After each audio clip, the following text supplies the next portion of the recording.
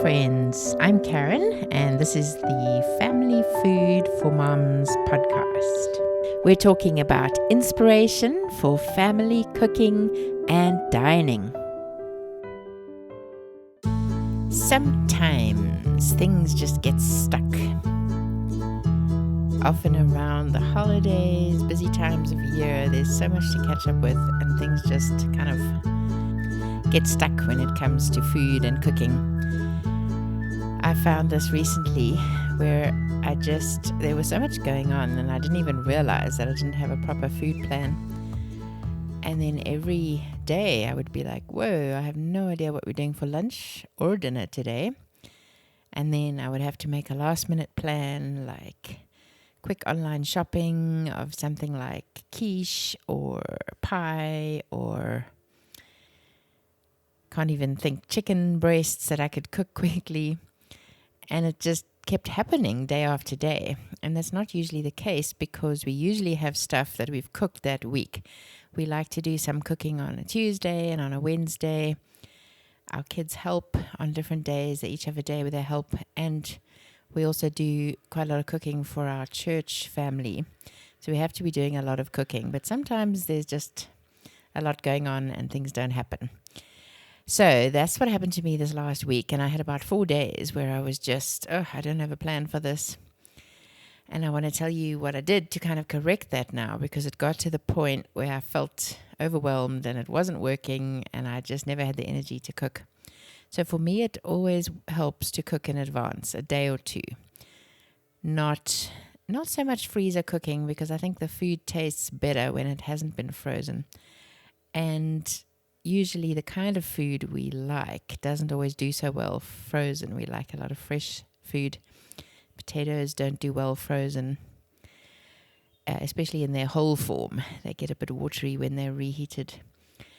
So we like to do a few meals in advance and have them in the fridge.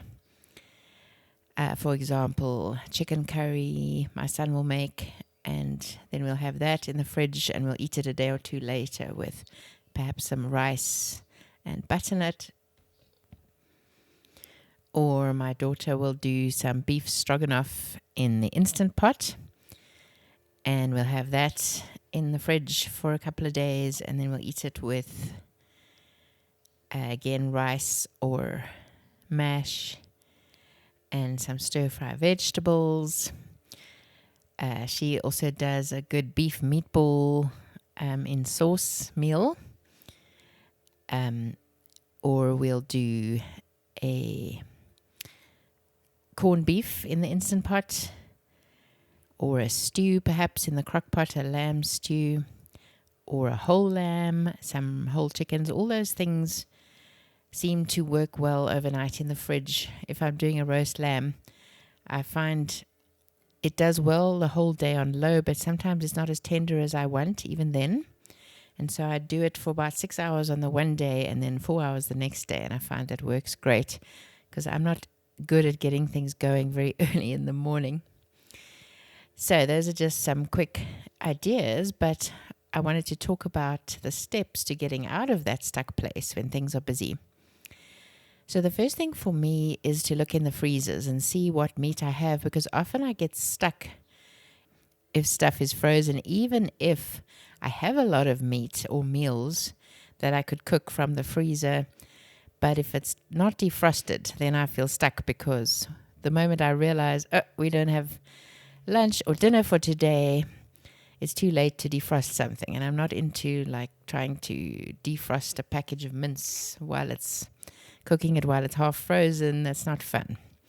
So then I end up usually trying to make another plan. Another thing we did this past week when stuck was open some tins of tuna with bread, but then sometimes I didn't even have the bread defrosted. And we get our bread from a particular place, nice sourdough bread, so I can't just quickly buy more of that. So for me, it comes down to being organized, and when my brain is full and there's just a lot on, sometimes that falls by the wayside. So what I did this week was start by looking in my freezers and check out every piece of meat there is.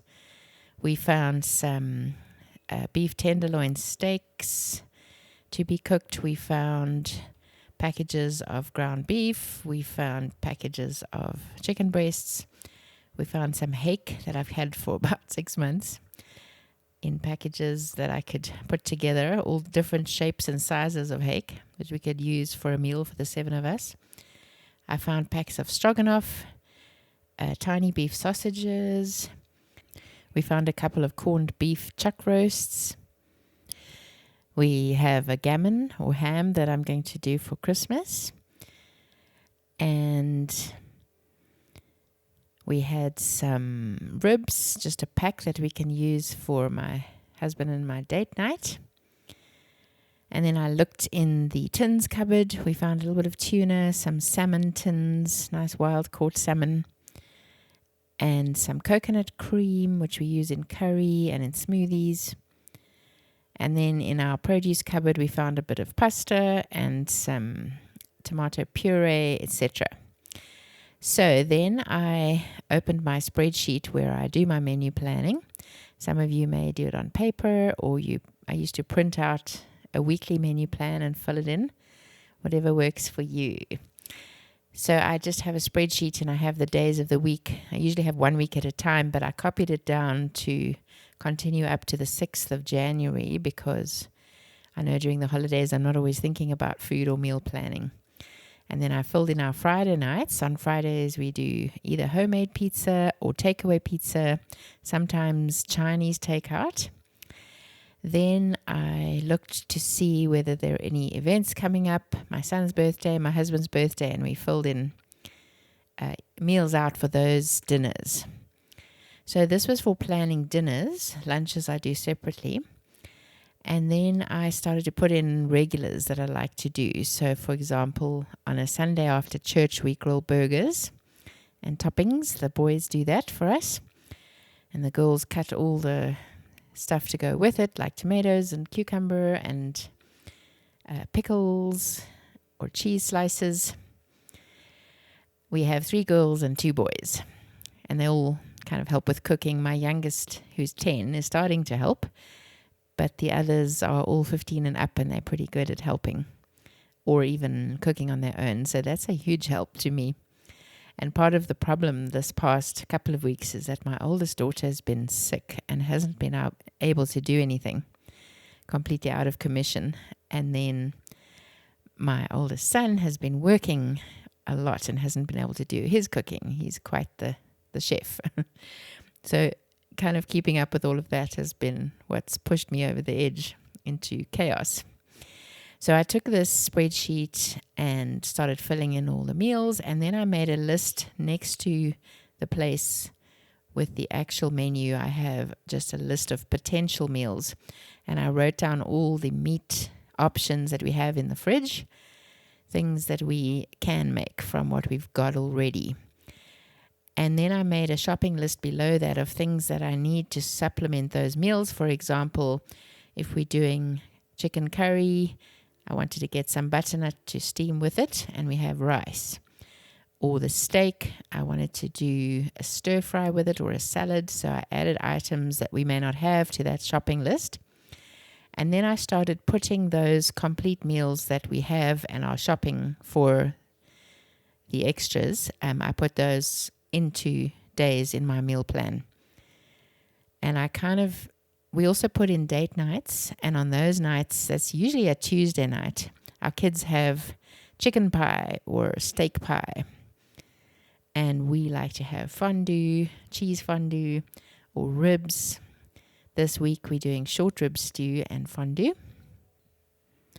So I took all the meals from the column of potential meals and I slotted them into actual dates and started to fill up the menu plan, starting with the earlier days.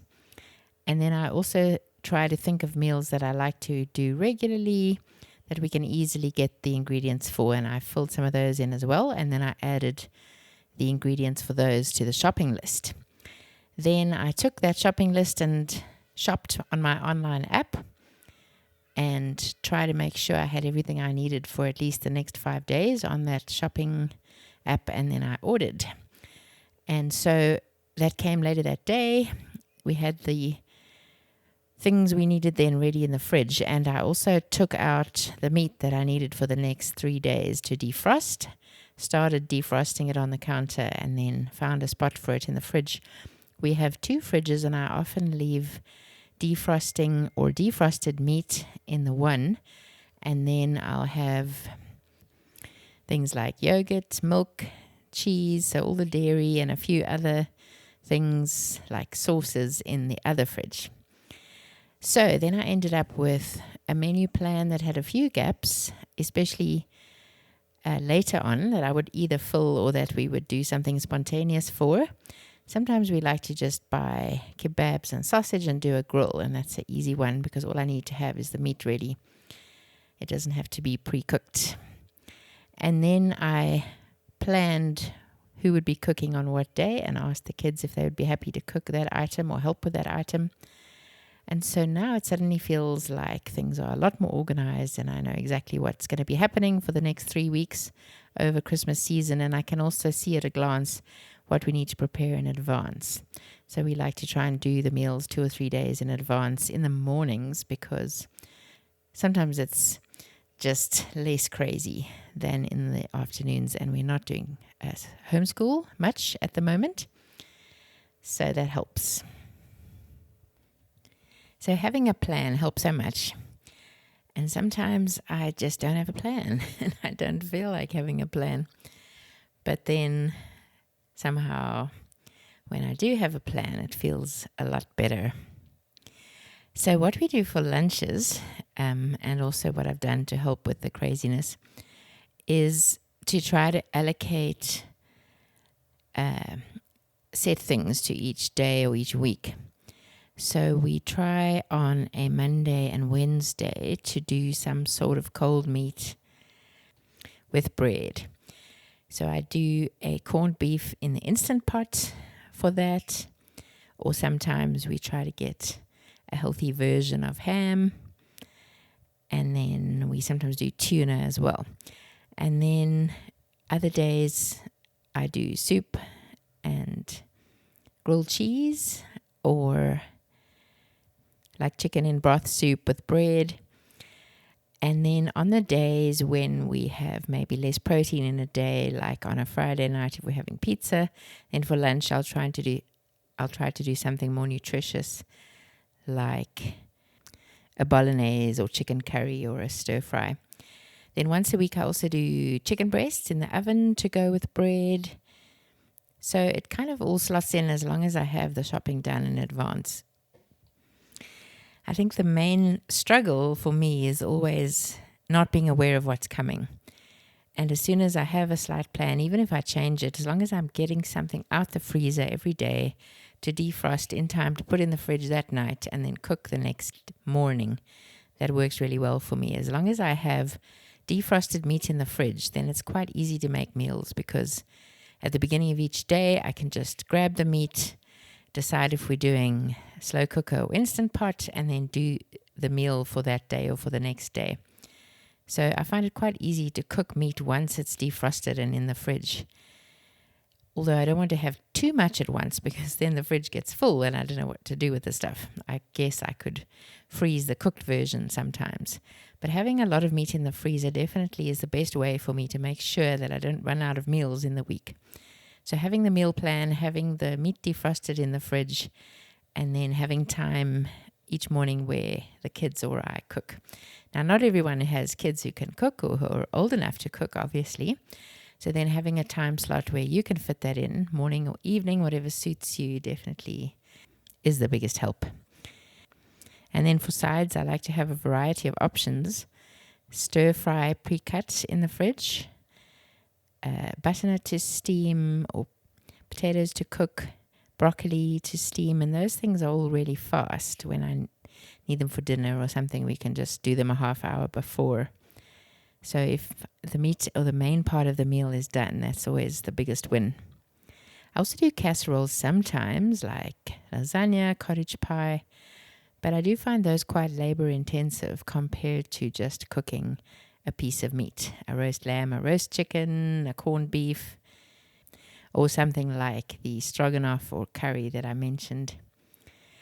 So I hope that you are not stuck and that you're having a good Christmas season that's not too crazy. Remember, you can always get some frozen meals to warm from somewhere that cooks them for you if you need a break. I really find it helps to do that every now and then just to help me have time to reset. So don't feel guilty about that. Thanks for listening. We'll see you next time.